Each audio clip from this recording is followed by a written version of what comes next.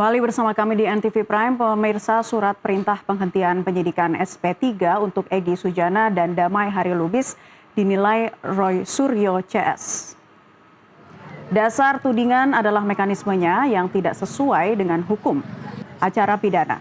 Dalam mekanisme restoratif justice yang jadi dasar terbitnya SP3, seharusnya ada mediasi antara pelapor dan terlapor, disertai pengakuan dan perdamaian. Tapi di SP3, Egy Sujana, Damai Hari Lubis, Roy Suryo CS mengklaim tahapan itu tidak terjadi. Ketika waktu itu awalnya TPUA, tim pembela ulama dan aktivis, itu melaporkan saudara Joko Widodo ke Barreskrim. Suratnya ada, jadi kalau ada orang yang mengatakan waktu itu adalah mereka itu tidak apa-apa ikutkan, bahkan di luar dari kesepakatan, enggak. Kita bersama-sama, ya. Dan dari awal, dari sini kita mulai, dari sini pula kita harus mengakhiri. Jangan ada yang lari dari tanggung jawab. Dan bagaimana kelanjutan rencana menggugat SP3 untuk Egy Sujana dan Damai Hari Lubis, serta bagaimana juga kesiapan kubu Egy Sujana, Damai Hari Lubis dalam menghadapinya. Kita akan bahas bersama pemirsa para narasumber yang sudah hadir di studio NTV Prime sore hari ini. Sudah hadir kuasa hukum Roy Suryo CS, Abdul Ghafur Sangaji, dan sudah hadir bersama kami Eli Daneti selaku kuasa hukum Egy Sujana. Selamat sore Bang Sangaji. Selamat sore Mbak. Dan juga Bu Eli. Ya. Terima kasih sudah hadir di NTV Prime. Ya, siap. Jadi Bang Sangaji, ada rencana untuk gugat SP3 dari Egy Sujana dan Damai Hari Lubis ini? Oh gini, jadi catatan kami terhadap SP3 ini pertama, kami mempersoalkan itu bukan dalam konteks kepentingan kami untuk membatalkan SP3, enggak. Tapi karena ini adalah penerapan hukum dalam konteks KUHP baru dan KUHAP baru, ya, di mana kita sudah punya hukum pidana nasional, tentu ini harus menjadi catatan kritis penegakan hukum. Jadi kami lebih concernnya kepada penegakan hukum yang berbasis pada hukum acara pidana kita. Apakah SP3 ini sudah sesuai dengan hukum acara yang diatur di dalam KUHAP, ataukah sebetulnya memang SP3 ini terlalu cepat dan dipaksakan oleh aparat penegak hukum Tapi kita? Tapi memang Anda menilainya ini begitu cepat prosesnya, dari ketemu ke Solo, SP3, kemudian RJ? Iya, betul. Karena gini, SP3 ini dikeluarkan kan tanggal 15. Kemudian restoratif justice itu dilakukan setelah keberlakuan KUHP baru dan KUHAP baru tanggal 2. Jadi selang 14 hari, kemudian SP3 keluar. Nah, kami sebetulnya lebih concern kepada sebenarnya bukan soal waktunya ya, bukan soal waktunya, tetapi kami concern kepada penerapan syarat-syarat formil dan syarat-syarat material yang diatur dalam KUHAP kita yang baru. Karena ini kan tentu landasannya harus yuridis. Jadi bukan berarti bertemu kemudian saling sepakat, ya, yang quote and quote kesepakatan itu juga tidak ada pihak yang meminta maaf, gitu ya. Kemudian langsung keluar SP3. Kan banyak sekali persyaratan yang harus dipenuhi terutama oleh pihak tersangka ya. Karena gini, restoratif justice itu basisnya adalah pemulihan hak korban. Ya, itu restoratif justice. Di pasal 24 KUHAP yang baru diatur bahwa SP3 itu dasarnya bisa karena restoratif justice, bisa karena daluarsa penuntutan, bisa juga karena alat bukti kurang, atau juga bisa karena tersangka meninggal dunia. Karena ini basisnya restoratif justice, maka yang dipulihkan itu adalah sebetulnya hak korban. Ya, apa itu hak korban? Yaitu dia harus mendapatkan suatu keadaan semula sebelum terjadi tindak pidana. Dan kalau kemudian ada yang mengatakan restoratif justice ini adalah untuk memulihkan hak tersangka, menurut saya itu keliru. Karena hak tersangka itu tidak bisa dipulihkan dengan restoratif justice. Hanya bisa dipulihkan dengan pra-peradilan yang diatur dalam pasal 158 KUHAP yang baru. Berdasarkan pasal 158 KUHAP yang baru itu, maka kami merujuk pada pasal 160 KUHAP yang baru, yang berhak mengajukan pra-peradilan itu hanyalah sudah dibatasi. Dahulu di pasal 77 KUHAP yang lama, itu pihak ketiga yang berkepentingan boleh mengajukan gugatan pra-peradilan. Sekarang dengan KUHAP yang baru, justru pra-peradilan itu sudah dibatasi. Hanya tersangka, keluarganya, korban atau keluarganya, ya, hanya itu yang boleh mengajukan pra-peradilan. Nanti kita tanyakan Jadi lagi, kami tidak punya ya, kepentingan untuk menggugat ini secara hukum pidana formil. Oke, nah apakah memang dari RJ yang sekarang ini sesuai dengan KUHAP yang baru ini sudah memenuhi syarat-syarat tadi? Kalau atau kami bagaimana? bilang ini tidak memenuhi syarat formil dan syarat material. Nanti kita akan bahas lagi, boleh. Kita ke Bu Eli terlebih dahulu. Ibu, jadi ceritanya sebenarnya seperti apa sih waktu ES memutuskan untuk ke Solo begitu mengajak Bang DHL, itu gimana sih kesepakatannya? Ya, sebelumnya ya, saya mau tanya sama Sangaji, boleh Bu. Apakah Sangaji adalah kuasa hukum dari RRT? Ini? Ya, ini Dari kan siapa itu? Ini kan katanya kalau di kepolisian didaftarkan ini tidak Sangaji, Al-Katiri dan juga Kozinuddin. Kalau lain dari ini bukan kuasa hukum. Enggak, sebentar Bu. Sebentar, saya tanya dulu, jangan jawab. Jadi apakah katanya Pak Girsang, Yamada Girsang, kepada pihak kepolisian, selain dari ini bukan kuasa hukum dari RRT. Nah, ternyata dari bulan berapa itu ya? Ternyata kita kan selama ini nggak tahu.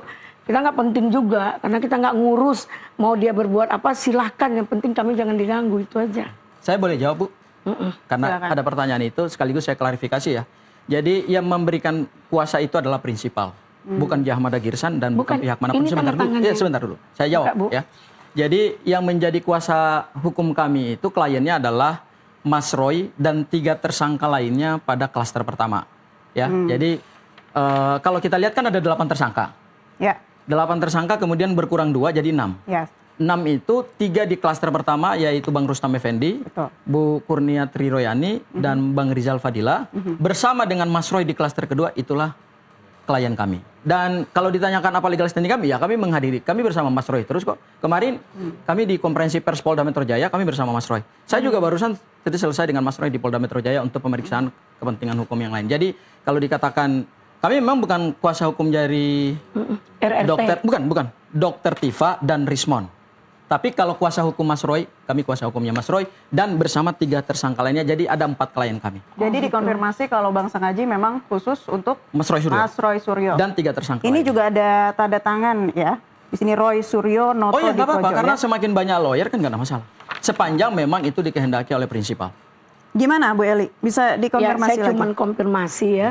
Kalau itu mah terserah gitu ya Ya, kan. betul. Cuman legal standingnya kita kan harus tahu juga. Kita ini berdiri di mana dan sebagai apa. Jangan cuap-cuap saja tanpa ada legal standing, itu maksudnya. Nah kalau sudah diterangkan begini, kita mau gimana? Ya, Nggak mungkin kita protes dong, Ya. ya kan? Bu Eli, saya mau Ya. tanya lagi. Ketika di Solo memang benar-benar tidak ada permintaan maaf ya dari pihak Egy Sujana Enggak kepada Jokowi. Tidak ada. Jadi gini ceritanya. Saya akan menjawab apa yang menjadi ganjalan daripada Sang Haji ya, mungkin mewakili yang lain, bahwa ini murni pelakunya adalah saya. Apa yang Ibu sampaikan dan mempunyai pertimbangan ini sih? Banyak pertimbangan karena ini ada sesuatu hal yang kita ingin melakukan restoratif justice agar mendapatkan SP3 itu paling mendasar ketika Bang Egy sudah tidak lagi berurusan dengan masalah ijazah itu. Oke? Bang Egy sudah menyelesaikan persoalannya tentang ijazah SMA. Oke. Ya. Nah, sebelum masuk kepada pokok persoalan itu, Bang Egy didatangi oleh beberapa orang dari Orang tim dari ini, mana, Bu? Dari tim ini, dari tim ini, dari tim mayoritas untuk berupaya agar Bang Egy dengan Pak Jokowi itu bertemu. Dengan deal-deal, dengan alasan apapun, dengan janji-janji. Nah, Bang Egy tetap menolak. Bentar, ini maksudnya kubu Projo atau gimana? Boleh dikatakan ada, boleh dikatakan ini. Saya tidak ini kan ya, cuman ini wanti-wanti dari pihak saya sebagai PH dan keluarga. Dalam hal ini, saya bilang sama Bang Egy, Bang, kalau memang ini terjadi, Abang mau nggak? Asal jangan minta maaf, tidak ada media dan tidak ada juga ini apa namanya foto-foto. Tapi kenapa? Kenapa nggak mau ada media, nggak mau ada foto-foto? Itu gimana? Ya itu supaya tidak ada maksudnya tadinya supaya tidak ada hal yang negatif sehingga merasa semua menganggap dia adalah bagian dari pertemuan itu, mengambil keuntungan, sementara kita murni adalah untuk mencari kesepakatan, bukan dalam perdamaian, tapi tidak ada kata-kata maaf. Jadi pada tanggal 3 saya bertemu dengan datangi Polda Metro Jaya Kamnek 5 namanya Pak Rosadi.